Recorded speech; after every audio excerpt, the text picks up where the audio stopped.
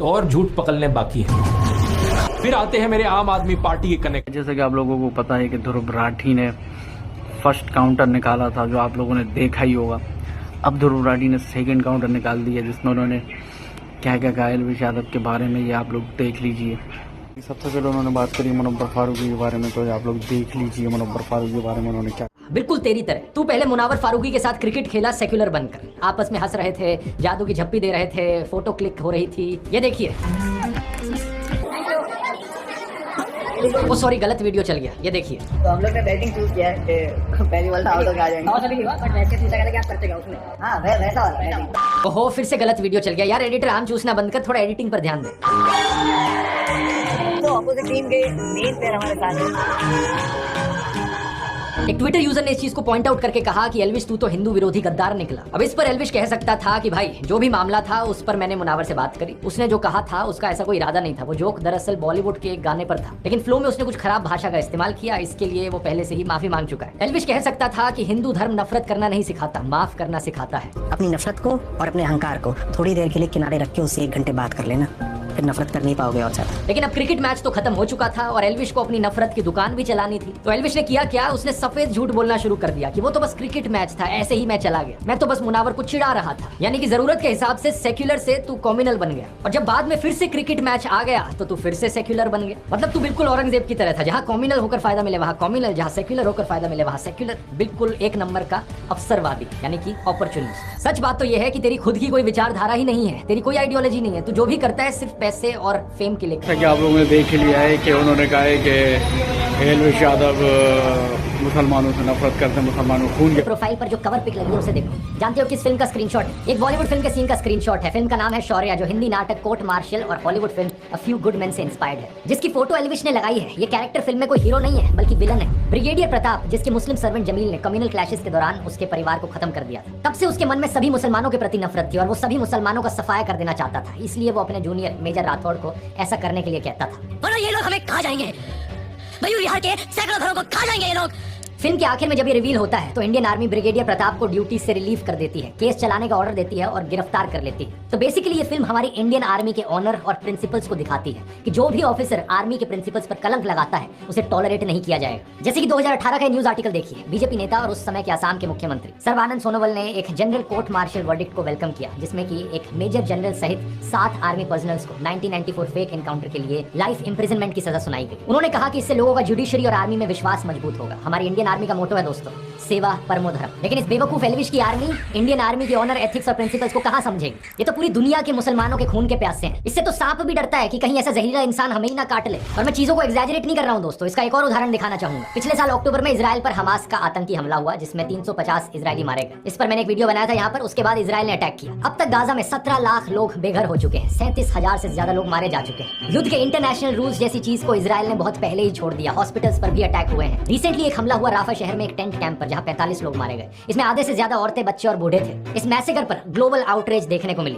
United Nations के secretary general ने कहा कि गाजा में कोई सेफ जगह नहीं है, यह हॉरर रुकना चाहिए। पेरिस में 10,000 लोगों ने इजरायली एम्बेसी के बाहर डेमोन्स्ट्रेशन किया। अमेरिका के नेशनल सिक्योरिटी काउंसिल स्पोक्सपर्सन ने कहा कि इजराइल को सिविलियंस को प्रोटेक्ट करने के लिए प्रिकॉशंस लेनी चाहिए। इजिप्ट, सऊदी अरेबिया, कतार, आयरलैंड, जर्मनी, फ्रांस सब ने एक स्टेटमेंट जारी करी है और ऑल आइज ऑन रफा वाली ये एक एआई इमेज ऑलमोस्ट 5 करोड़ लोगों ने सर्कुलेट करी। बहुत से इंडियन सेलिब्रिटीज हैं जो इंडियन सोशियो पॉलिटिकल इश्यूज पर बोलने की हिम्मत नहीं जुटा पाते, लेकिन अच्छी बात है कि कम से कम इस पर तो बोल पाते हैं। हमारे देश की सरकार ने भी ऑफिशियल स्टेटमेंट दी कि हम पैलेस्टीनियन स्टेटहुड को सपोर्ट करते हैं, और साथ ही साथ राफा के कैंप में सिविलियन लाइव्स का हार्ट ब्रेकिंग लॉस गहरी चिंता का विषय है। इस सब के चलते खुद इजरायली मिलिट्री ने भी कहा कि नॉन कॉम्बैटेंट्स यानी जो लोग लड़ नहीं रहे थे उनको नुकसान पहुंचाने पर हम खेद प्रकट करते हैं। इजराइल के प्राइम मिनिस्टर ने भी इसे एक ट्रैजिक एक्सीडेंट कहा और इजराइल ने इसकी इन्वेस्टिगेशन की बात करी। लेकिन एल्विश ट्विटर पर कवर पिक लगाकर खुल्लम खुल्ला जाहिर करता है कि वो दुनिया भर के मुसलमानों के खून का प्यासा है। उसने ऑल आइज ऑन रफा वाली इमेज को मॉर्फ करते हुए लिखा ऑल आइज ऑन पीओके। अब ये सही बात है कि पाकिस्तान ऑक्यूपाइड कश्मीर में और इनफैक्ट पाकिस्तान में भी हिंदू, सिख, ईसाई और एथिस्ट जैसी माइनॉरिटीज पर अत्याचार होते रहे हैं। मैंने अपने पुराने वीडियोस में इनकी बहुत बार बात करी है। लेकिन इस बात का क्या सेंस बना कि पीओके में जुल्म हो रहा है तो रफा में लोगों को मरने दो? ऐसा तो नहीं है कि रफा के उन बच्चों ने पीओके में अत्याचार किया।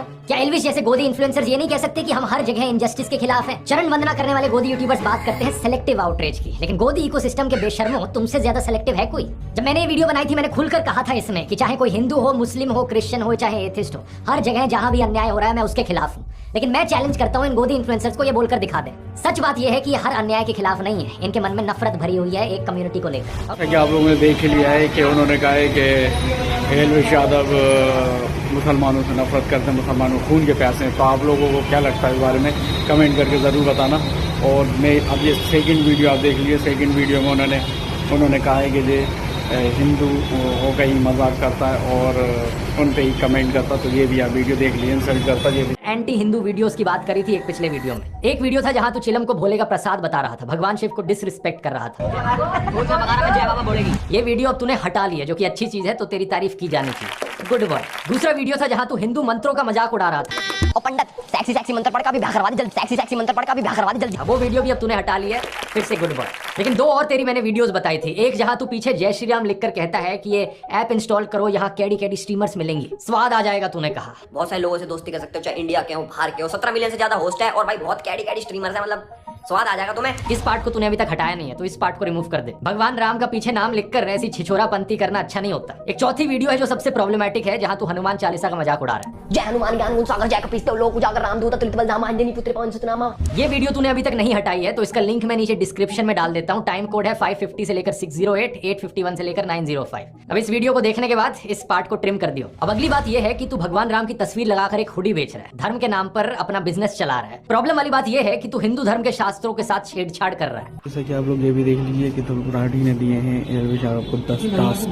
तो कौन से 10 टास्क दिए जाएंगे आप लोग देख लीजिए। 10 टास्क तेरे को देना चाहूंगा। ये 10 चीजें कर ले ताकि तू अपने फॉलोअर्स को सुधार सके और हम साथ में मिलकर समाज को और देश को सुधार सके। नंबर 1, नफरत फैलाना और देश को तोड़ना बंद कर। इस नरसंहार समर्थक कैरेक्टर की कवर पिक को हटा दे अपनी ट्विटर प्रोफाइल से और स्वामी विवेकानंद या डॉक्टर अब्दुल कलाम जैसे किसी संत रूपी इंसान की तस्वीर लगा। फिर ट्वीट कर भारतीय एकता जिंदाबाद, तब जाकर फिर खुद को राष्ट्रवादी कहना। नंबर 2, जनता की, देश के यूथ की आवाज तू उठाए। ये तुझसे एक्सपेक्ट कर नहीं सकता, शायद तेरे लिए ज्यादा हो जाएगा, तो कोई बात नहीं, लेकिन बैटिंग एप्स को प्रमोट करना बंद कर दे। ये सारी घटिया एप्स देश के यूथ को गलत दिशा में ले जा रही हैं। अगर तुझे स्पॉन्सर चाहिए, एक बार मुझे पर्सनल मैसेज कर दियो, मैं तुझे स्पॉन्सर्स लाके दूंगा। नंबर 3, जो एंटी हिंदू वीडियोस हैं तेरे चैनल पर, भगवान राम का नाम लेकर जो छिछोरापंती करने वाली वीडियोस हैं और हनुमान चालीसा का मजाक उड़ाने वाली वीडियोस हैं, उन पोर्शंस को क्लिप कर दे अपने वीडियो से। ये तो कोई बड़ी बात नहीं है। नंबर 4, जिस हुडी पर तूने हिंदू स्क्रिप्चर्स को डिस्टॉर्ट किया है, उसको रीडिजाइन कर ले, उस वाली हुडी को हटा दे और एक ऐसे कोड का इस्तेमाल कर जो एक्चुअली में हमारे हिंदू स्क्रिप्चर्स में हो। नंबर 5, एक ये तेरी वीडियो है होली पर भांग पीकर सेट हो गए, उस वीडियो को हटा दे। अगर तुझे नशा करना है तो तू कर ले, तेरी मर्जी है, लेकिन देश के यूथ को इस गलत डायरेक्शन में मत लेकर जा। नंबर 6, जिस वीडियो में तू और तेरे दोस्त उस सेल्स गर्ल के बारे में नॉनसेंस बात कर रहे हैं, वो घिनौना वीडियो हट जाना चाहिए। ये फ्रीडम ऑफ एक्सप्रेशन नहीं होता जहां किसी छिछोरे एक्सप्रेशन के साथ तुम किसी लड़की की डिग्निटी पर अटैक करने लगो। नंबर 7, क्लास 7 की मैथ्स की टेक्स्ट बुक उठा और उसमें परसेंटेज का जो चैप्टर है एक बार उसे रिवाइज कर ले। भाई खुद क्या दिखा रहे हो तुम, खुद बहुत सच्ची चीजें दिखा रहे हो। तुम गोल्ड का रेट जो वर्ल्ड लेवल पे होता है अब हमारी सरकार के हाथ में थोड़ी है। गूगल कर कि गोल्ड का रेट कैसे डिसाइड होता है, इससे तुझे समझ में आएगा कि गोल्ड का भाव डिसाइड होने में सरकार का क्या रोल होता है। ये वाला आर्टिकल सामने आएगा, इसको एक बार पढ़ लियो, क्योंकि देख बेवकूफ होना कोई बड़ी बात नहीं होती। प्रॉब्लम तब होती है अगर किसी इंसान को उसकी बेवकूफी का एहसास ही ना हो। नंबर 8, मैंने देखा कि तूने गालियां देनी कम कर दी है। जो वीडियो तूने मेरे ऊपर बनाया था उसमें एक भी गाली नहीं थी, बहुत ही अच्छी बात है, गुड बॉय। अब अपनी एल्विश आर्मी को भी रील बनाकर या ट्वीट करके कहे कि ये माँ बहन की गंदी गालियां आज से देना बंद कर दो। वो 295 गाने में एक लाइन है ना कि तेरी माँ और उसकी माँ में फर्क कुछ नहीं। ये अकल उन्हें थोड़ी लेट मिलेगी, लेकिन तुझे थोड़ी अकल आ गई है इस मामले में। इसलिए अब अपनी एल्विश आर्मी को भी सिखा। वो मानेंगे नहीं मानेंगे वो उनकी मर्जी है, लेकिन तू कोशिश तो कर अपनी तरफ से। नंबर 9, हथियारों को ग्लैमराइज करने वाले और लड़कियों को ऑब्जेक्टिफाई करने वाले तू बहुत गाने बना चुका है। अगला गाना किसी अच्छी चीज पर बना। ये हनी सिंह और बादशाह टाइप के गानों से जो गंदगी फैलती है, इसकी जगह कुछ पॉजिटिव कंट्रीब्यूशन कर भारतीय संस्कृति में। और फाइनली टास्क नंबर 10, आखिरी चीज। बचपन में वो गेम याद है जो हम खेला करते थे, पोशम पा भाई पोशम पा, लाल किले में क्या हुआ, 100 रुपए की घड़ी चुराई, अब तो जेल में जाना पड़ेगा, जेल की रोटी खानी पड़ेगी, जेल का पानी पीना पड़ेगा, अब तो जेल में जाना पड़ेगा। याद रखियो कि ये बचपन का एक गेम था, तो रियल लाइफ में पोशम। लोगों ने पूरा वीडियो देख ही लिया होगा, तो आप लोगों का क्या कहना है इस बारे में? आप लोग किसको सपोर्ट करते हैं, ध्रुव राठी को या एलविश यादव को? तो आप जिसे भी सपोर्ट करते हैं कमेंट करके जरूर बताओ। और मेरे चैनल को ज़्यादा से ज़्यादा सब्सक्राइब करें और वीडियो को ज़्यादा से ज़्यादा शेयर करें ताकि ये इन्फॉर्मेशन सब तक पहुँच सके।